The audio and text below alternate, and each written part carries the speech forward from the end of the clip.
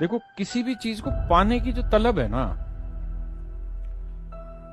उसका मजा तभी आता है जब आप उसके लिए संघर्ष कर रहे होते हैं पूरे समय। मैं आपको एक रियल एग्जांपल अभी 1 सेकंड का बताता हूं, उसके बाद हम सीधा पढ़ाई पे आएंगे। देखो यार, मैं बहुत कम विश्वास रखता हूं फास्ट वगैरह रखने में, व्रत वगैरह रखने में, और बहुत कम रखता भी हूं। लेकिन आज मैंने सोमवार का व्रत रखा हुआ है,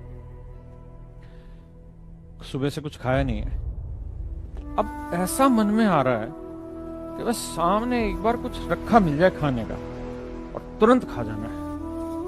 मतलब इतनी खुशी होगी खाना देख के, खाना खा के, कि अब आप सोचो मुझसे ज्यादा वो खुशी और कोई नहीं महसूस कर सकता। लेकिन खाना तो मैं रोज भी खा रहा हूं, सामान्यतः भी खा रहा हूं, सुबह भी खाता हूं, दोपहर में भी खाता हूं, रात को भी खाना खा रहा हूं। तो रात के खाने का उतना आनंद मैंने कभी नहीं लिया, या उतना इंतजार का जो मजा है वो नहीं आया, या उतना इंतजार करने में मजा नहीं आया जितना आज इंतजार करने में मजा आ रहा है। उसका कारण यही है मेरे प्यारे बच्चों, कि मैं आज पूरे दिन से उस संघर्ष में हूं कि शाम को मुझे रोटी मिले, हाँ है ना, या व्रत का कुछ सामान मिले खाने का। अगर आप रोज सुबह से शाम तक सामान्य जीवन जी रहे हैं, सुबह भी वही खाना खा रहे हैं, तो फिर रात को उस खाने का कोई मतलब ही नहीं है। इसलिए रोज सुबह से शाम तक आपको कामयाबी मिलती रहे, उसका कोई अर्थ ही नहीं है, उसका मजा ही नहीं आएगा लाइफ में। मजा तब आएगा जब सालों की मेहनत रोज करते करते करते करते मेहनत में, और एक दिन आपको कामयाबी मिले, आपका सिलेक्शन मनचाही पोस्टों पे हो जाए, बहुत सारी पोस्टों पे हो जाए, तो उसका आनंद ही अलग है यार। तो संघर्ष का मजा लो मेरे भाई।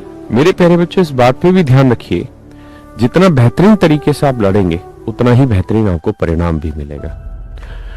जीवन में उदास होना एक स्वाभाविक प्रक्रिया है, लेकिन उदासीनता में अपने लक्ष्य को मत भूलिए।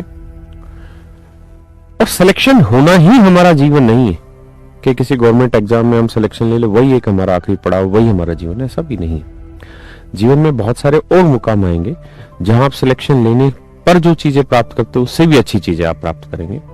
और भगवान आप सबको सिलेक्ट करे, जो मुझसे पढ़ रहे हैं उनको भी, जो नहीं पढ़ रहे उनको भी। जो बच्चा मेहनत कर रहा है, भगवान उसकी मेहनत का परिणाम उसको जरूर दे, जो ईमानदारी से मेहनत कर रहा है। तो मेरा आप सबसे बस यही मतलब सुझाव है कि आप मन करके पढ़ते रहिए। जब भी थोड़ा सा उदासीनता आए आपके मन में, थोड़ा घूम फिर लीजिए इधर उधर, किसी चीज को मूवी वगैरह देख लीजिए, किसी और चीज में थोड़ा टाइम स्पेंड करिए, और फिर जरूर ये सोचिए कॉपी पे कि जो समस्या आपके साथ हो रही है, क्या वो सिर्फ आपके साथ है और किसी के साथ नहीं है?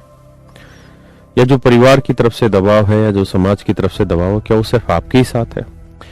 या अगर इस उम्र में आप किसी प्यार में आ गए हैं, लड़का लड़की के में या लड़की लड़के के में, तो आप सोचिए कि वो एक स्वाभाविक स्टेज आती है वहां चिंता की, लेकिन क्या वो सिर्फ आपके साथ है? नहीं, सभी के साथ है। क्या जीवन में आज तक कुछ रुका है? वक्त रुका है? बिल्कुल भी नहीं रुका। मतलब आपके पास बढ़ने के अलावा कोई ऑप्शन नहीं है।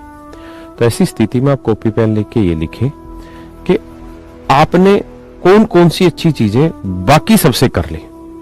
आपने 3 महीने की तैयारी कर ली, 2 दिन की तैयारी कर ली, तो आप कम से कम उन बच्चों से तो अच्छे हैं ना जिन्होंने अभी तैयारी करना ही स्टार्ट नहीं किया, हाँ है ना? तो अपनी पॉजिटिव चीजें लिखिए और उसके थ्रू आगे बढ़िए। आप बिल्कुल भी परेशान मत होइए, और इस बात को तटस्थ मान लीजिए कि समस्याएं आज है, कल थी और कल भी होंगी। समाधान आज भी निकलता है, समाधान पहले भी निकला होगा, समाधान आगे भी निकला होगा। आप बिल्कुल ना घबराएं। ये एक स्टेज होती है वर्क की,